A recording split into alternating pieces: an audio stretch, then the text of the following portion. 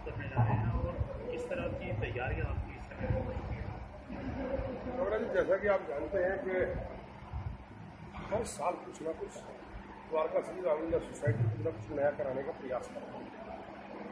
किंतु इस बार हमारा पूरा मंच 3D है और आप देखेंगे कि जो लाइटिंग की व्यवस्था, जो ट्रस है, ट्रस के साथ भी तीनों तरफ से लाइट स्टेज के ऊपर और स्टेज को भी 3 हिस्सों में बांटा गया। 3 तरह से स्टेज अप डाउन में रहे। पूरा ग्राउंड क्लेनुआ तैयार किया गया है। लगभग 10,000 गाड़ियों की व्यवस्था की गई है पार्किंग की। लगभग 10,000 लोगों के बैठने की व्यवस्था की गई है। 10,000 लोग खड़े होने की व्यवस्था है, जहां पर वन टाइम 20,000 आदमी भी रामलीला देख सकते हैं। इसके साथ साथ जितने भी हमारे कलाकार हैं, पिछले 4 महीनों से लगातार उनकी प्रैक्टिस चल रही है और सारे कलाकार बहुत ही प्रोफेशनल कलाकार हैं। ज्यादातर कोई बड़ी जॉब में है, जिनके शौक हैं, जो इसमें समय लगाते हैं। जैसे हमारे यहाँ जो सीता का रोल कर रही है वो कंपनीज की एडवोकेट है। हमारे यहाँ जो राम का रोल कर रहा है वो MBA लड़का है। इसी तरह सारे के सारे कलाकार बड़ी बड़ी पोस्टों पे, कोई मल्टीनेशनल कंपनी में है, कोई सरकारी उस पर नौकरी करता है, कोई वकील है, कोई इस तरह से सब कलाकार हैं और बहुत मेहनत के साथ वो इस समय प्रैक्टिस कर रहे हैं। आपकी रामलीला न केवल दिल्ली में बल्कि देश विदेशों में भी बड़ी चर्चा में रहती है। आप रावण की ऊंचाई हो या पर्यावरण पर ध्यान रखते हुए पटाखे, उस तरह की आतिशबाजियां, तो इस बार की ऐसी क्या खूबियां रहेंगी जो कि क्योंकि दर्शक और जो है श्रोता ये जानना चाहते हैं कि इस बार ऐसा क्या नया कुछ करने जा रहे हैं, जिसके लिए आप काफी मतलब चर्चा में रहते हैं। रामलीला सोसाइटी का काम केवल रामलीला दिखाना ही नहीं है। हमने बहुत सारी चीजों से इनको जोड़ा है। अभी 15 अगस्त को हमने 3,000 बच्चों को कापियां पुस्तक वितरण का एक समारोह रखा, जिसमें बच्चों को कापियां और पुस्तक वितरण का काम किया। इसके साथ साथ पर्यावरण शुद्ध बने, स्वच्छ हवा मिले, बच्चों को आने वाले समय में एक ऐसा दिल्ली में वातावरण मिले जिस तरह का पॉल्यूशन इस समय दिल्ली में घुस रहा है, हर आदमी बीमार पड़ा है, इसको ठीक करना भी हम सब लोगों का धर्म है। इसलिए द्वारका श्री रामलीला सोसाइटी ने इस वर्ष में 5,000 नए पौधे लगाने का काम किया। इसके साथ साथ हम लोगों ने स्वच्छता के ऊपर भी स्वच्छ भारत स्वस्थ भारत के रूप में स्वच्छ अभियान भी कई बार हम लोगों ने मल्टी लेवल एजेंसियों के साथ मिलकर उसमें हम लोगों ने सबने बढ़ चढ़ के हिस्सा लिया है। द्वारका रामलीला सोसाइटी स्वच्छता पर भी पूरा ध्यान दिया। बेटी बचाओ बेटी पढ़ाओ अभियान में हमारा विशेष योगदान है। हर बार हम बेटी बचाओ अभियान पर काम करते हैं। इसके साथ साथ हर साल कोई ना कोई एक मुद्दा ऐसा जिसको हमारे देश को, जहां बाहरी ताकतों से जो खतरे हैं, उसके लिए भी हम आम जनता से आग्रह भी करते हैं और निश्चित रूप से हम जनता के बीच में एक मैसेज भी देते हैं कि हमें क्या करना चाहिए। जैसे पिछले वर्ष हम लोगों ने पाकिस्तान का पुतला फूकने का काम किया था। इस वर्ष हम लोगों ने द्वारका श्री रामलीला सोसाइटी की तरफ से आम जनता से ये भी आह्वान किया है कि हम लोग स्वदेशी अपनाएं और विदेशी का बहिष्कार करें। जो चाइना लगातार हम लोगों को आंखें दिखाने का काम करता है, बॉर्डर पे एक पैनिक क्रिएट करने का काम करता है, उस चाइना को भी सबक सिखाने की जरूरत है। देश को आर्थिक समृद्धि की ओर ले जाने के लिए स्वदेशी पर हम लोग ध्यान दें, स्वदेशी अपनाएं और चाइनीज वस्तुओं का विरोध करें, विदेशी वस्तुओं का विरोध करें। और इस बार रावण, कुंभकर्ण, मेघनाथ के साथ साथ चौथा चाइनीज का भी पुतला यहाँ पर दहन किया जाएगा। रावण की ऊंचाई 125 फुट की रखी गई है। मंच आप देख रहे हैं कि 60 फुट मंच की चौड़ाई है, 140 फुट लंबा मंच है और 92 फीट मंच के बैकड्रॉप की हाइट है। राजा दशरथ का सूर्यवंशी महल वो बैकड्रॉप में हम लोगों ने दिया है। 3 बहुत बड़ी LEDs लगाई गई है जो 3D के रूप में काम करेंगे। सारा चारों तरफ लगभग 100 के आसपास सीसीटीवी कैमरे लगाए गए हैं। ड्रोन कैमरे से भी प्रयास करेंगे, पुलिस से परमिशन लेने की बात कर रहे हैं। अगर परमिशन मिल गया तो ड्रोन कैमरे से भी हम सुरक्षा की व्यवस्था देंगे। इसके साथ साथ सिविल डिफेंस से लगभग 100 के करीब गार्ड हम ले रहे हैं, जो हमारे सिविल डिफेंस के वॉलंटियर हैं वो काम करेंगे। 200 के करीब द्वारका श्री रामलीला सोसाइटी के वॉलंटियर काम करेंगे और दिल्ली पुलिस का पूरा सहयोग मिल रहा है। तो निश्चित रूप से चारों तरफ के गेटों पे मेटल डिटेक्टर गेट लगाए गए हैं। एक गेट से निकलने के बाद अगले गेट पर भी मेटल डिटेक्टर गेट लगाए गए हैं। दो जगह संपूर्ण चेकिंग के साथ लोगों को अंदर आने दिया जाएगा। और इन सारी व्यवस्था को देखते हुए मैं समझता हूँ कि सिक्योरिटी पे हमारा बहुत ज्यादा ध्यान। सिक्योरिटी के अलावा पार्किंग की व्यवस्था कैसे पार्किंग की लगभग 10,000 गाड़ियों की पार्किंग की व्यवस्था हमने एक तरफ की है। लगभग 3,000 गाड़ियों की पार्किंग मेट्रो लाइन के नीचे की है। 12-14 हजार गाड़ियों की पार्किंग वन टाइम हो सकती है। इतनी बड़ी पार्किंग मैं समझता हूँ कि देश में सबसे बड़ा रामलीला ग्राउंड, उसके दोनों तरफ सबसे बड़ी पार्किंग और हमारा 4 साइड ओपन ये प्लॉट है। जब तक रामलीला करते हैं इससे बेहतरीन कुछ हो ही नहीं सकता। रामलीला के साथ में जो आपका जो मेला वगैरह, इसके साथ साथ हमने स्प्लैश वाटर पार्क से हाथ मिलाया है। बच्चों को खेलने के लिए, झूलने के लिए, मनोरंजन करने के लिए, खान पान के लिए पुरानी दिल्ली की मशहूर कैटरर्स यहाँ आए हैं। बड़े बड़े झूले यहाँ पर बच्चों के मनोरंजन के लिए लगाए गए हैं।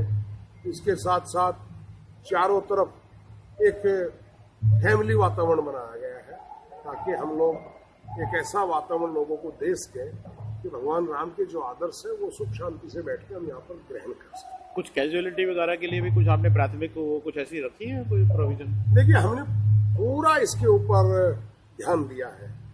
हमने आपने बाहर देखा होगा कि आपदा केंद्र अलग से बनाया गया है, उसके साथ साथ मेडिकल केंद्र अलग से बनाया गया है। डॉक्टर SK जैन जो हमारे रामलीला सोसाइटी के सेक्रेटरी हैं, वो तो परमानेंट 2-3 डॉक्टरों की टीम लेकर बैठते ही है।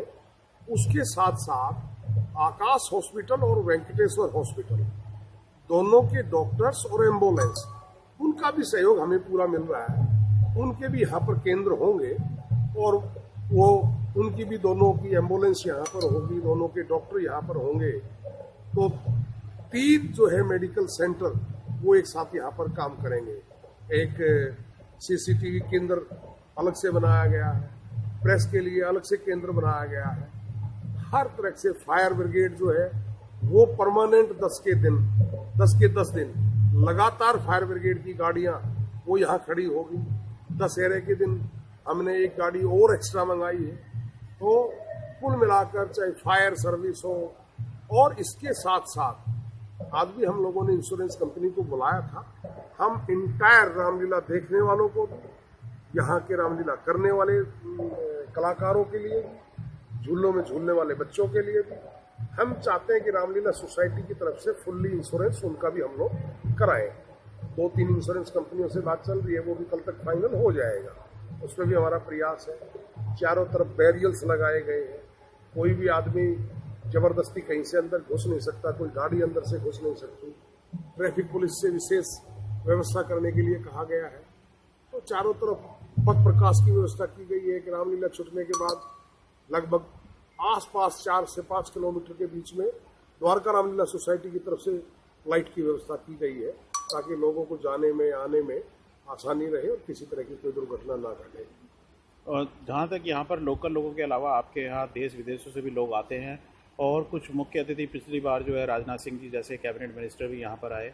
इस बार इस तरह के कुछ चुनिंदा लोगों के बारे में थोड़ा सा बताइए। निश्चित रूप से हमने आदरणीय योगी जी को, अपने आदरणीय खट्टर साहब को, उत्तराखंड के चीफ मिनिस्टर साहब को, राजस्थान के चीफ मिनिस्टर को, अपना मध्य प्रदेश के चीफ मिनिस्टर साहब को, और केंद्र के हमारे जो मंत्री हैं आदरणीय राजनाथ सिंह जी तो हमेशा आते हैं, उनका आशीर्वाद रहता है, इस बार भी आएंगे। उनके साथ साथ केंद्र के नितिन गडकरी साहब हैं।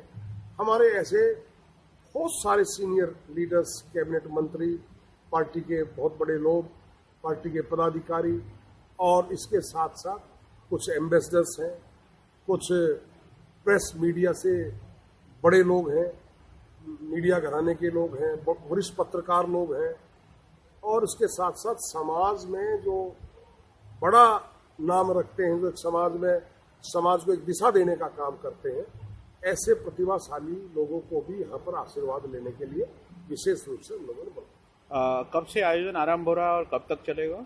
21 तारीख को आयोजन शुरू होगा और 2 अक्टूबर पर समाप्ति होगी। 1 अक्टूबर को 30 तारीख को दशहरा है और उसी दिन भगवान राम का राज तिलक होगा।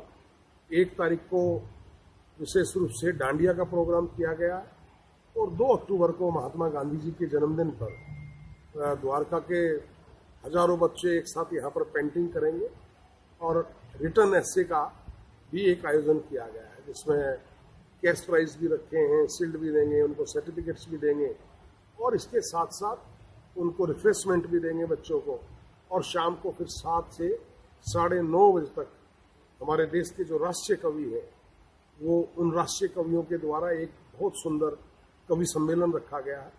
रात्रि 10 बजे के आसपास हमारा कवि सम्मेलन खत्म होगा और उसके बाद कार्यक्रम समाप्ति की ओर जाएगा। बहुत बहुत शुक्रिया राजेश जी, और हमें भी पूरी उम्मीद है कि इस बार भी द्वारका श्री रामलीला सोसाइटी जैसे कि हर बार जो है एक अच्छा आयोजन करने के अलावा लोगों का दिल जीतने में कामयाब रहती है और श्रद्धा से जो है बच्चों को भी एक अच्छा संदेश मिलता है। Thank you Rajesh ji. Okay sir, धन्यवाद। तो दोस्तों, आज हम रूबरू होते हैं एक ऐसी हस्ती से जो कि द्वारका श्री रामलीला सोसाइटी सेक्टर 10 में आयोजित होने वाली, जिसके कि जो निदेशक हैं रमेश खन्ना जी, वो हमारे बीच में हैं।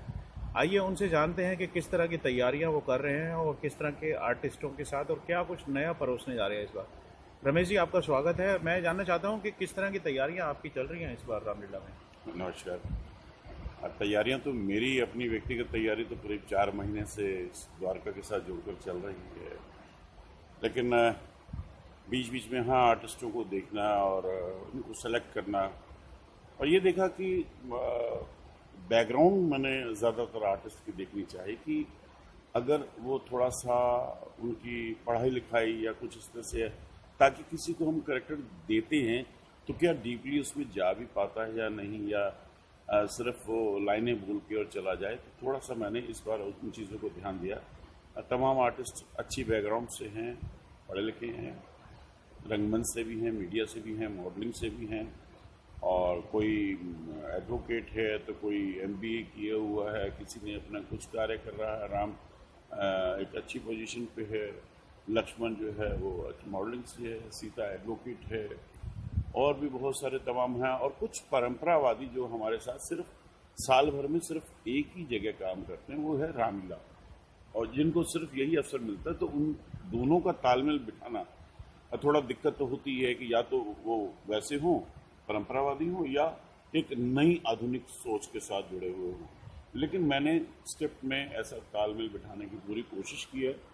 मैंने जितनी भी अभी तक हमने जितनी पढ़ी हैं, चाहे वो रामचरितमानस हो, मैंने आधार जो है वाल्मीकि जी को रखा है, और उसके साथ साथ और जितनी मैं पढ़ सकता था, जितनी जान सकता था, चाहे वो कम्ब रामायण हो या कुछ और, मैं अभी ज़्यादातर नाम नहीं ले पाऊंगा, लेकिन मैं काफ़ी रिसर्च किया। इवन देवी भागवत पुराण कुछ और चीज़ों में भी देखने की कोशिश की, जानने की कोशिश की, और जितने छपे हुए करीब 200 साल से जो नाटक हो रहे हैं, चाहे वो राधे श्याम कथावाचक की लिखित रामायण हो या विशेषर दयाल या यशवंत सिंह, लेकिन मैंने थोड़ा सा और गहराई में जाकर मैंने सोचा कि कुछ ऐसे उपन्यास भी और ऐसी चीज़ें भी और ऐसा रिसर्च भी पढ़ने की कोशिश की जिसमें मैं अपने कैरेक्टर को कुछ अलग अलग मोड़ दे सकूं।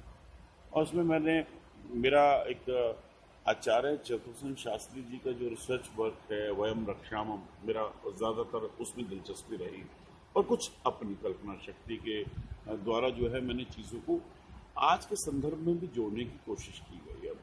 अब पंचवटी है तो सिर्फ ये होता है कि सिर्फ सीता ही है, बाकी तो लगता है ऐसे वो जंगल में बिल्कुल अकेली थी, जबकि वहाँ बनवासिनी है, तपस्विनी है, बहुत सारे कैरेक्टर हैं, आसपास आश्रम है, साधु संत हैं। तो मैंने वहाँ से तपस्विनी उससे भी बातचीत कराई है, चाहे वो मैं वहाँ पे वृक्षारोपण भी ले गया, कुछ नए ऐसे क्रिएट करने की कोशिश की, पर्यावरण की बात की, या उस तरह से बात की। अगर मैं मतलब जैसे विश्वामित्र राम लक्ष्मण को लेने आते हैं तो सीधा सीधा होता है कि वो लोग मतलब आए और दो इधर के शब्द बोले, दो उधर के बोले, लेके चले गए। लेकिन मैंने इसमें ये किया कि नहीं, अगर विश्वामित्र आए हैं तो राम की क्या भागीदारी हो सकती है। वो महल में पूछते हैं कि क्या कारण क्या है, किस लिए लेने आए हैं, क्या हमारे अयोध्या के आसपास राक्षसों ने घेराव कर रखा है। और दशरथ के रोकने पर वो बोलते हैं क्या मुझे जाना चाहिए, मैं जाऊंगा और ये युवा हूं और ये जिम्मा मेरा है, मुझे अपने जो देश है या अपनी अयोध्या है या अपने आसपास के क्षेत्रों में राक्षसों से रक्षा करनी है, कि मैंने उसका पार्टिसिपेशन दिया राम का। लक्ष्मण बोलता कि नहीं, मैं मतलब भरत कहता है कि मैं जा सकता हूँ, मैं जाऊँ। वो बोलते नहीं, तुम्हें यहाँ रहकर यही कार्य करो और अयोध्या की भी देखभाल करो। थोड़ा सा मैंने परंपरावादी चीजों से हटकर एक अलग प्रयोग से कुछ किए। ऐसे ही अब एक जगह रावण जो है वहां पूरा परिवार बिठा दिया मैंने, कुंभकर्ण और नहीं, जैसे माँ कैक्सी है वो समझा रही है, मंदोदरी है तो वो समझा रही है, नाना मालेवान है तो वो समझा रहे हैं कि नहीं, ये तेरी भूल है। वहां कैक्सी कहती है कि हमने तुझे पहले आगाह किया था कि तुमने उस नारी को परेशान किया, उस स्त्री को परेशान किया, और तेरे अंत की शुरुआत तो तभी हो गई थी जब वेदवती से तुमने। तो ऐसे कथानक दृष्टिकोण से मैंने उनकी जो बातचीत है, जो वाद विवाद है, वो लिया कि जैसे एक आम परिवार बैठा कि अगर तेरी ये गलत हरकतें रही, ये गलत नीतियां रही, तो हमारा अंत निश्चित है। वो बिल्कुल मैंने आज से जोड़ा है। कोई भी शख्स अगर कुछ इस तरह की गलत करता है तो उसको भुगतना तो पड़ता ही है। तो ये सारी चीजें थी। और इसमें थोड़ा आर्टिस्टों को था कि वो पकी पकाई लाइनों के थे, तो 20 साल से बोलते आ रहे थे, तो नई लाइनें उन्हें दिक्कत पैदा कर रही थी, या स्टेज में उनकी बनावट को लेके कैसे करेंगे। लेकिन अब देखो 2 दिन रह गए हैं और बाकी ऊपर वाला मदद करेगा, तो प्रयास है। आपका जो आप थिएटर से इतना लंबे तक जुड़े रहे और आज भी आप थिएटर से जुड़े हुए हैं, और रामलीला मंचन एक अपने आप में एक उसी का प्रारूप भी है कहीं ना कहीं, थिएटर और इसका बड़ा चौड़ी दामन का साथ है। हमारे इतिहास तो अतीत जो है हमारा उत्तर भारतवर्ष का तो यही है, उत्तर भारत का। और ये हमें जानकारी तो शायद जो जब छोटे थे तो रामलीला से ही मिली, उसके बाद ही तो हम रंगमंच की तरफ रुझान हुआ। अगर कॉस्ट्यूम है, मेकअप है, स्टेज है, लाइट है, तो वहीं से लिया। तो रामलीला हमारी जड़ों में है, उससे तो हम भूल नहीं सकते और करते रहेंगे जब तक ऊपर वाला हमें मतलब अपने आशीर्वाद प्रदान करता रहेगा, तो हम बढ़ते रहेंगे और इसको आधुनिक परिवेश में जोड़ के करेंगे। मतलब उन चीज़ों को, उन लाइनों को हम अपने हिसाब से भी ढाल सकते हैं। अब जैसे अहिल्या, वहाँ शिला की बात की गई, हमने शिला का जिक्र ही नहीं किया। हमने अहिल्या को कि नहीं, वो एक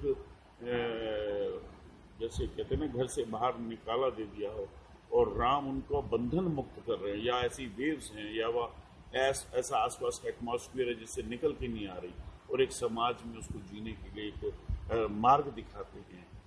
तो मकसद ये है कि रिसर्च जो हम लोगों का, इवन कमेटी के लोगों का भी इसमें बड़ा योगदान रहा, सोलंकी जी का भी, राजीव सोलंकी जी का भी, जिन्होंने मतलब काफ़ी वाद विवाद और काफ़ी बैठकों के बाद हम इस नतीजे पर पहुंचे कि हम अपनी स्टेज पर रामलीला का रूप उस तरह से मैकेनिकल बनावटी न लेते हुए तार्किक करने की, तार्किक दृष्टिकोण से रखें और वो करने। खन्ना साहब, एक चीज़ और पूछना चाहते हैं, जैसे आपके आर्टिस्ट हो गए, आपका निर्देशन हो गया, मार्गदर्शन हो गया, आजकल साउंड का बहुत बड़ा रोल है, मतलब किसी चीज़ को शोकेस करने में। हाँ। टेक्नोलॉजी भी एक नया मतलब आयाम देती है आजकल, उसे और ज़्यादा अच्छा बखूबी प्रेजेंट करने में, शोकेस करने में। तो उस दृष्टिकोण से, हाँ, उस दृष्टिकोण से थोड़ा सा बताएं, प्रकाश डालें कि इस बार आप जो, हाँ बताएं प्लीज। मैंने क्या किया कि मैंने कुछ बुक्स से और कुछ अपने चीज़ें बनाते हुए मैंने वॉइस ओवर कुछ बनाए, पार्श्व बनाए, जिसको जगह जगह सीन की ओपन में, एंड में, जहाँ उसके सहारे से, उसकी मदद से हम सीन दृश्य को अपने स्पीड दे सकते हैं, उसको और गहराई तक ले जा सकते हैं, तो उसको स्टूडियो में जाके, राजेश भल्ला जी का एक स्टूडियो है, तो वहाँ जाके हमने उसको रिकॉर्ड किया और उन्होंने उसका म्यूज़िक बड़ा अच्छा दिया। और उसमें मैंने अपने तमाम जो मेरे साथी रंगकर्मी दोस्त हैं दिल्ली रंगमंच से, गौरव ग्रोवर, अतुल जस्सी हो, या और भी मेरे काफ़ी साथी थे इसमें, अश्विनी जी थे और अमरजीत जी थे और ऋषि और दो चार लोग थे, सबकी मैंने आवाज़ें इसमें शामिल की ताकि ऐसा न लगे कि अकेली रमेश खन्ना की आवाज़ और रवि की आवाज़। तो मैंने 8-10 आवाज़ें इसमें इस्तेमाल की और एक मतलब हर सीन बदले तो एक नई आवाज़ के साथ और एक ताजगी रहे। मतलब वो नरेशन रूप में होगी या कैरेक्टर बोलेगा? नरेशन होगा। नरेशन यानी कि जैसे सीन जब बदलता है तो उसमें पहले उसे एक सीन से दूसरे सीन जब जंप लेता है तो उस गैप को भरना, नरेट किया या गया। उसकी ओपनिंग है या उसका एंड है। ओके। और भल्ला जी ने इसका म्यूजिक बहुत शानदार दिया है और बहुत मेहनत की गई, करीब मेरे ख्याल 150 घंटे के लगभग उन्होंने इस पर काम किया और काफ़ी दिल से जो है इसका म्यूजिक बनाया। तो खन्ना साहब, आप दर्शकों को क्या कहना चाहेंगे कि इस बार की जो रामलीला है, आप इतने समय से इनके पास साथ रेगुलर जुड़े हुए हैं और ना केवल द्वारका स्तर पर बल्कि पूरे देश और विदेश में भी चर्चा का विषय रहती है ये रामलीला, आप कैसा खुद को महसूस करते हैं इस रामलीला से जुड़े होने के लिए? हाँ, यहाँ का जो बनावट है या स्टेज की है या उस पूरे एटमॉस्फेयर को रामलीला का क्रिएट करने की है, और मैंने आपसे बताई है 4-5 महीने से मैं जुड़ा हूँ। इवन मैं क्या बताऊँ, 1 जनवरी को ही मेरी राजेश गहलोत जी से मीटिंग हो गई थी रामलीला के लिए कि इस बार क्या करना है और कैसे करना है।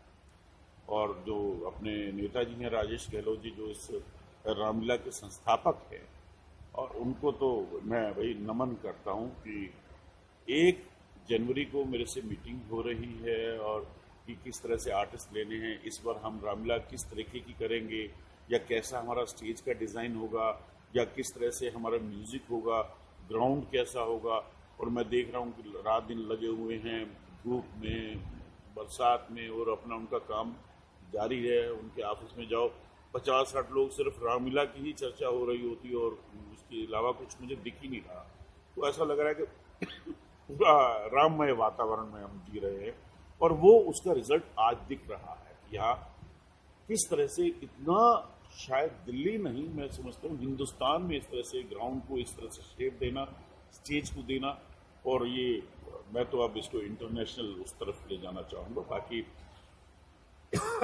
उस पैमाने पे इस द्वारका रामलीला सोसाइटी को लाकर राजेश गहलोत जी ने खड़ा कर दिया है। तो बाकी अपने लड़के क्या रिजल्ट देते हैं, कोशिश हमारी है कि जिस तरह से उन्होंने चाहा है हम वो अभिनय, वो डिजाइनिंग, वो दृश्यबंध, वो सब कुछ देने का कोशिश करें और उनकी उम्मीदों पे खरे उतरे। शुक्रिया रमेश खन्ना जी, बहुत बहुत धन्यवाद और आपको बहुत शुभकामनाएं। Thank you.